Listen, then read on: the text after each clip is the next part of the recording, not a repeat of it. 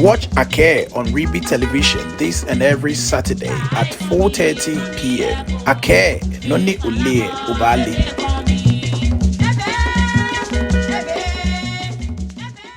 Yo, but Ghana will be for me manje manjeko. When Tobin send train Kenya,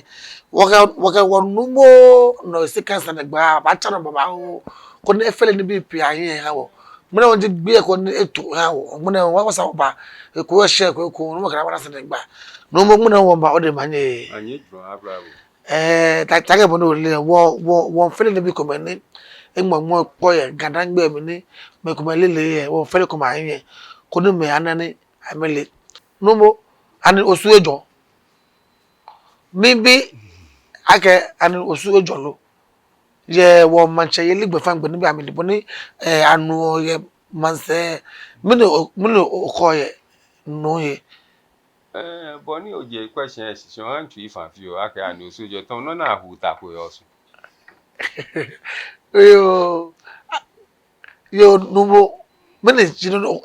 oyo kama ye neke ye manche ye osu niya Yo, ake ni bo toma so I lalaco. Well, numbo tete nene, crowete, le lanin. Eke, achichinkayo, achichinkai. Achichinkayo, la moto pake yo manche, achichinkai, blema topano acha, achichinkai. Achichi eleji fache. No kaji arabataba. Ni fa etan. Ni echong moto. Achichi ebehiku ya. Lejif noche. Osu manche yilie. Akaje tenomi. Osu manche yilie. Ejake leji moni kleni king crown le. Na leji moni asamani fo se kwami eha. Sen kofi ele wabanye wakagashin is a position of privilege. Ejake ete tako eha ewofa. Niji ni no owuo the first. Ni ayua ene ba ni ewofa ke la ke wo. Obo mode tanote no ba ne no yeku ni no ba. Numwe nche fusen ha le ni kati ta jake blame ta ka ya won ake ya. Koni satun ke gbele na. No afusen kofi aha le ni kati. No ne yeku ni ene ba. Kataman so ta ne je mi ne ba. Numwe ke wo. Kaji aleno ninti aklowa. Mode no boy wo. Bata sen kwa mienu. Bona fe ni ke ashente meke te kumba no nyoya no ya sana. No dowu na mami nyemi ji no owu no egbe dowu na ake wu dowu na nti na wenya se akwamunyoni.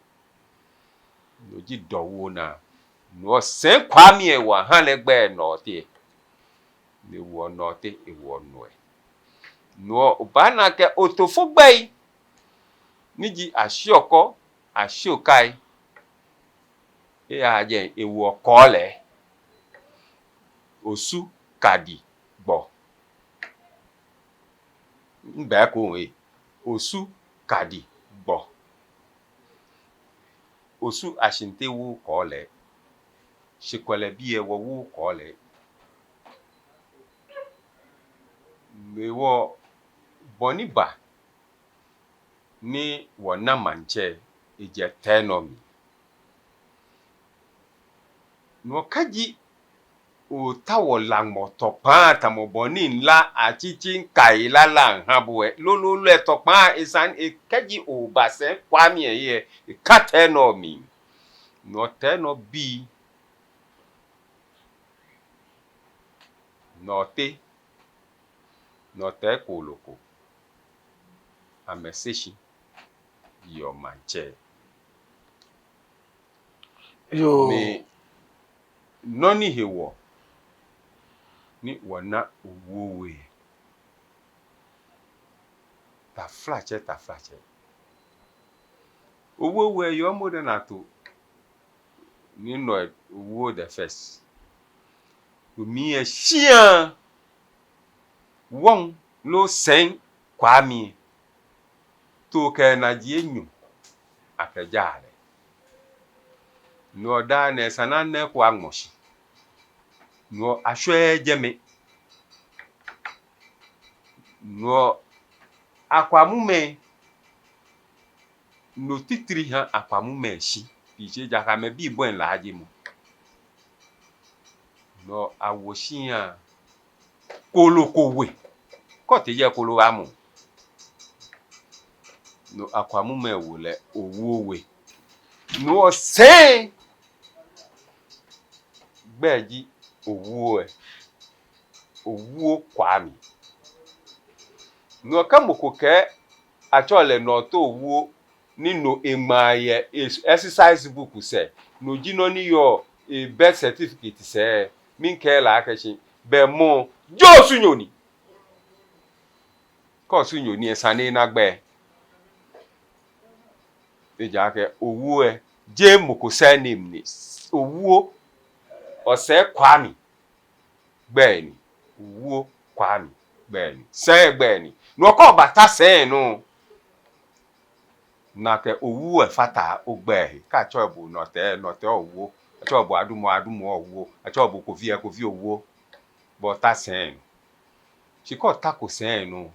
o ke wu o hegbe akeshi o sen name jo sen name osu je ni ne apamu meju onu owu Yo, what sani obi sani an majuna ko ya ko kura bi mo no fara what chora what no ta flache wa mankralo ina he kwete akonote wo pale ye neke osu manchester ni na no hewo osu ashinte wo pale mi tuntun photo ejue kumisen wo ke pale le ika kotoba bi manche ko nupa e ko me mi bia ne amedi amehise iwo nsumo ni ncho amegbe ni Chicago ni atehemu niji Nestle bi ashka no atehemu land arrears ni akonote manche tashi niji ni no to wo niji te tashi gboko apakule ikekwa ka ye manche don kaji otero ya ahia osu noko oye egbe no chi obenka ole no kele yuo ni nya fi ekome nya ahia okeba chi mo no mbo etashi no te kote no ya domoshi osu na as acting osu manche be popale no manche le wenu shishi na kesani ete ko Unilever bi asani ni akesani ete court excuse me je Nestle Unilever na kesani ete court na kesani ete court agbeya ungete Supreme Court na kansani emi ahie ni ache convocation no mi enumu ye Supreme Court ni numu ya win case ne win case neke onupa ini edo ame eja ke ate ahun ate review ni no ehin ibo no ko fe mu no ba me decide aka be ka wulete akwe na wulete ke sen monitor no ji money yo hegbe ni ehun osusipon ni ehi osu adode ni wo me ni ji osu ashente ni bi ewoto owuromo ye bi ewoto mankralo ni lumo titiri fe bi e yo wo be na kan hi wale be wo bata manche wata sen be noji no ni amefe kutumpo na mawo ni okwe kinka dowo na ni je fase kwati la ni je fase ni je osu nha wokele chomanso ahun wokele no ahun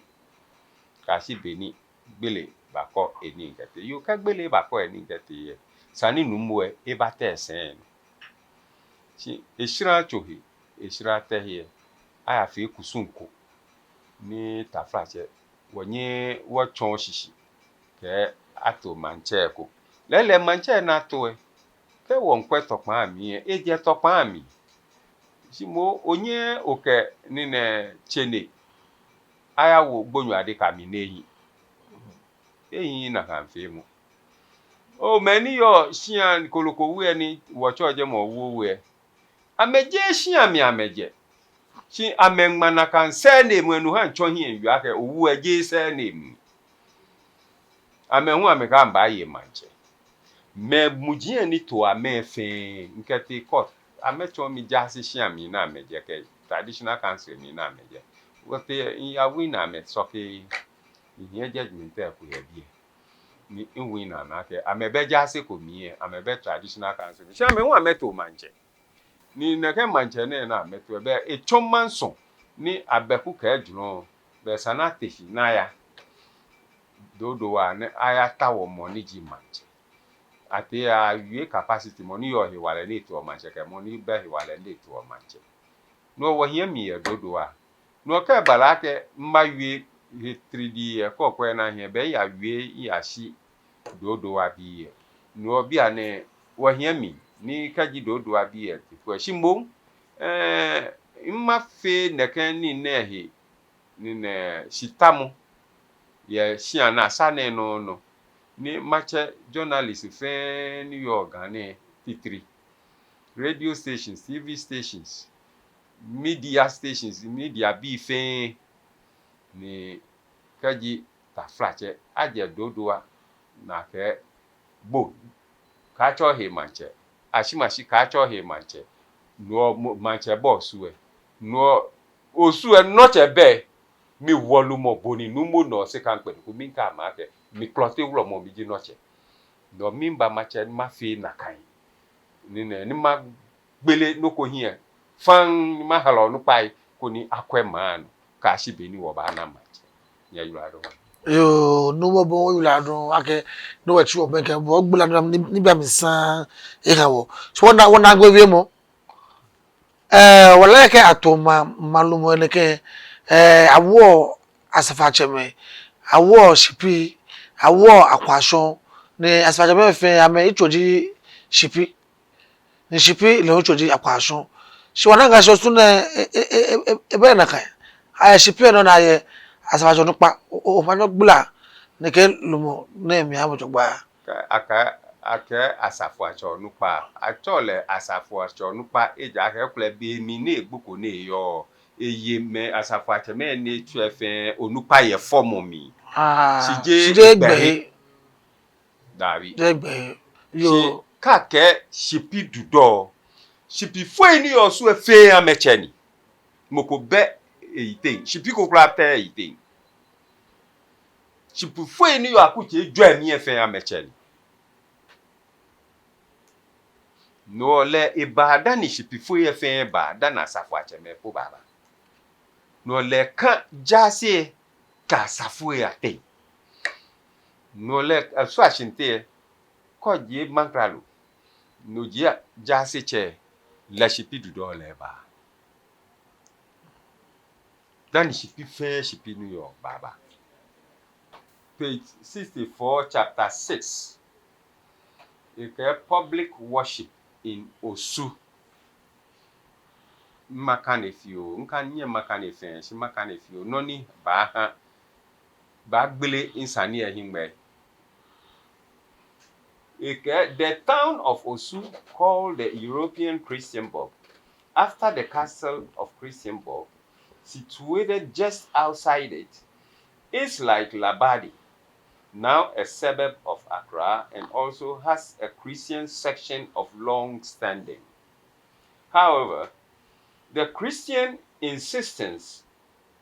on as complete a congregation of Christian and heathen as can be managed has left the heathen habits less damaged than one might have feared. We have seen that all the towns so far described are aggregations around an ancient nucleus of gods, worshipped with playwrights, and that their present rulers and chiefs are all direct descendants of the priests of these gods, still holding the office of priests and acknowledging the supremacy of the high priest. When we come to Osu, we can still discern this underlying pattern, but we find that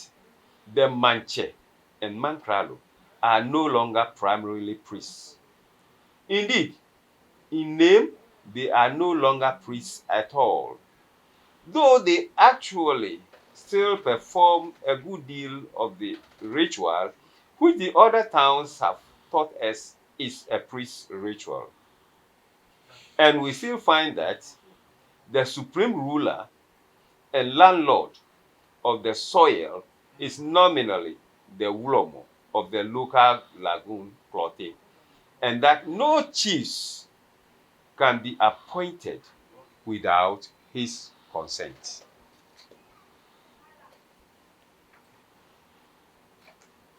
Kusu ebone kashi kegbejiano to ebone kashi ne. Akwasho nche ye kinkawe mi tole. Agbene mimba mi. Eche je kwablawe shi temanyoni achole ajiete. Nuwe ye wonko nna kan wo achole kwabla. Emo temanyo numu ajiete. Ni ba no mie manche do wona no te kwashiye. Ni ibanina no te koloko. Te no we. No ta flache. Ni iba ake wonche ni wo emole. Wo hu e direct le keba ake sen ni ji sen kwa mi e wo jin e ko ni. No mie manche ni yo manche shika manche de yo.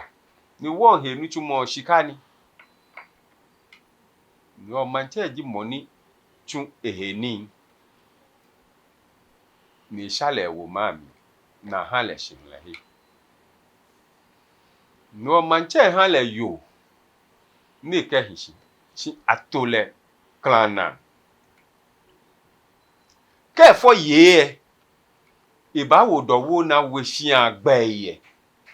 Shi ke fo hi iba wo temagbe. Bona fe ni mo kwa kaje shi ami ni ka akeshi iba ye manche. Ni wo ni be ya ni be ba. Numu ekome ni je shiam ni ba ye we kunu pa ye shiam mi. No mi ebo manche shiam he modern ke manche sanja he modern ojugba. No ametola akwashonche. Lo akadile ake akwashonche. Si e babala ke dane efi obe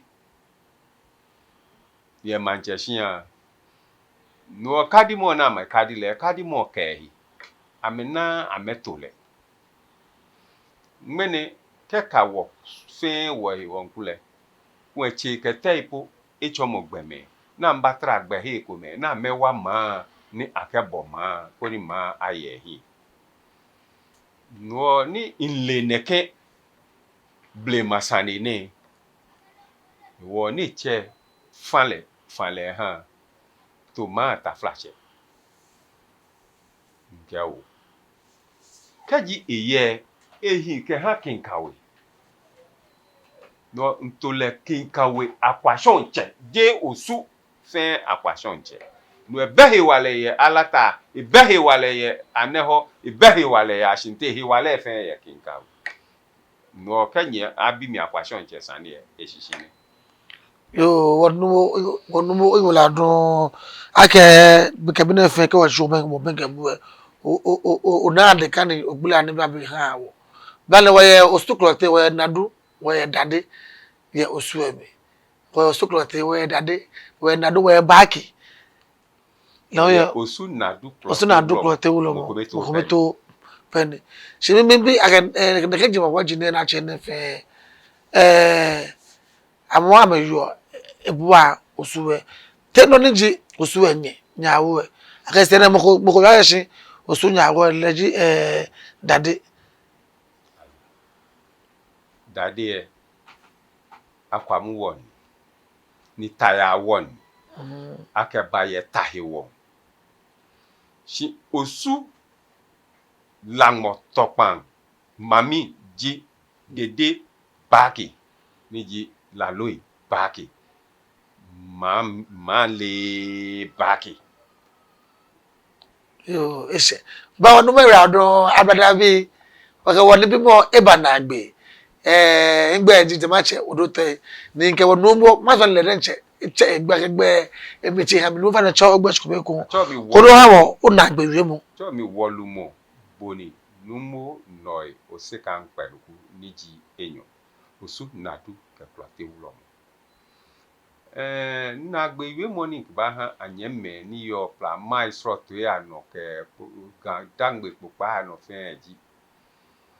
akega dangbe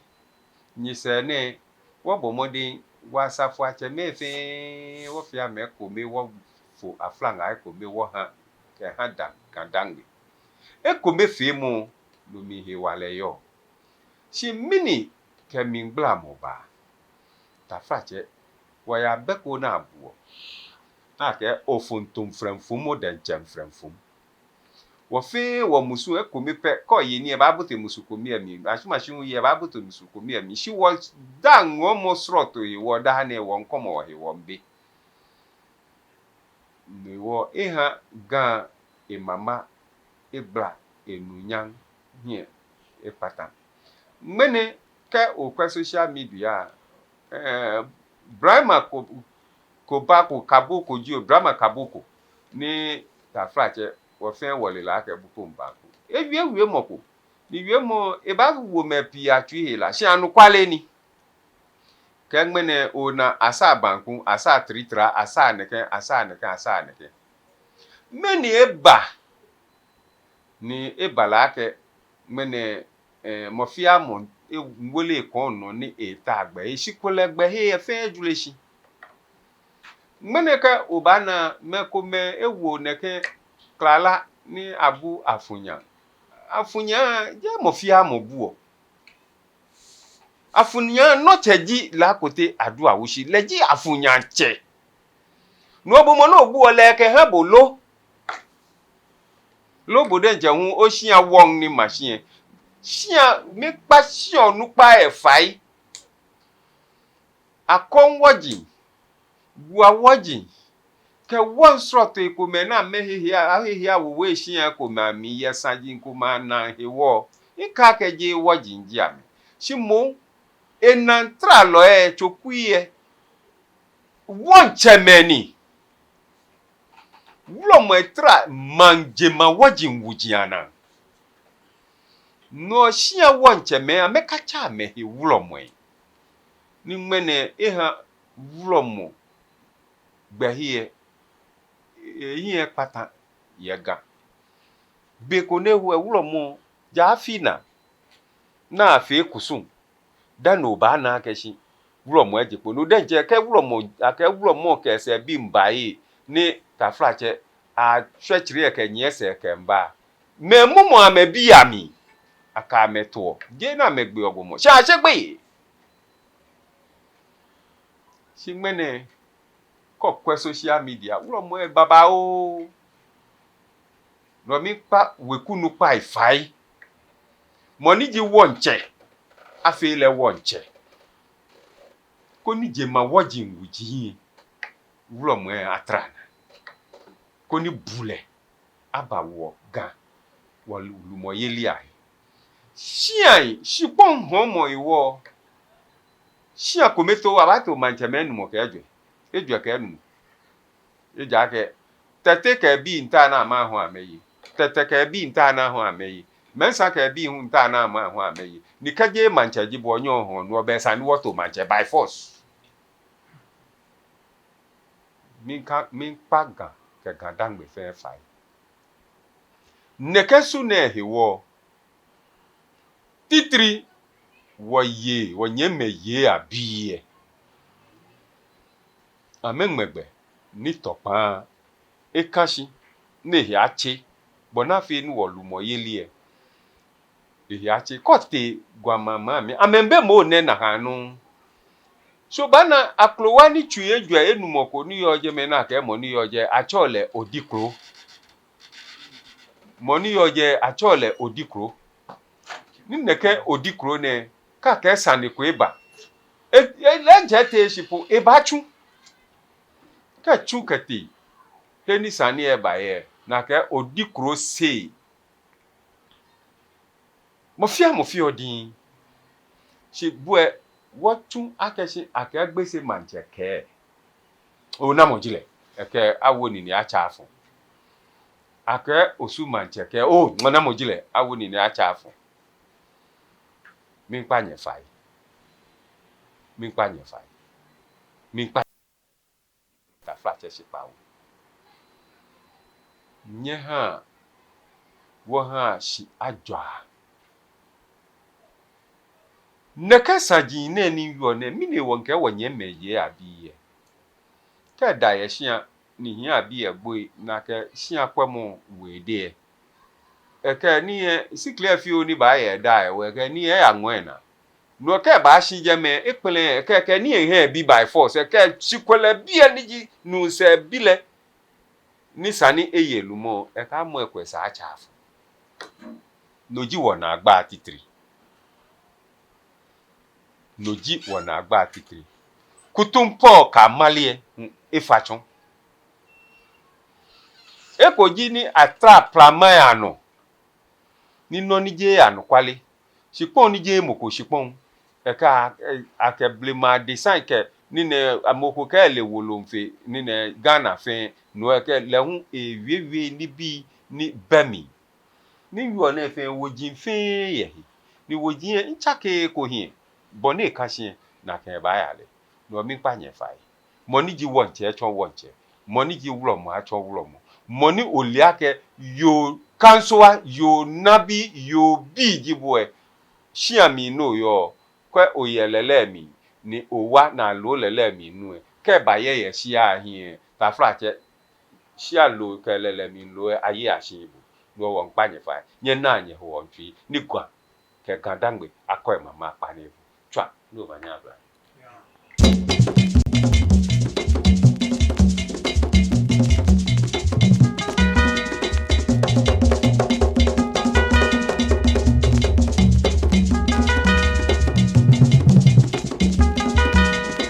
Watch Ake on Reeby Television this and every Saturday at 4:30 p.m. Ake, Noni Ule Ubali.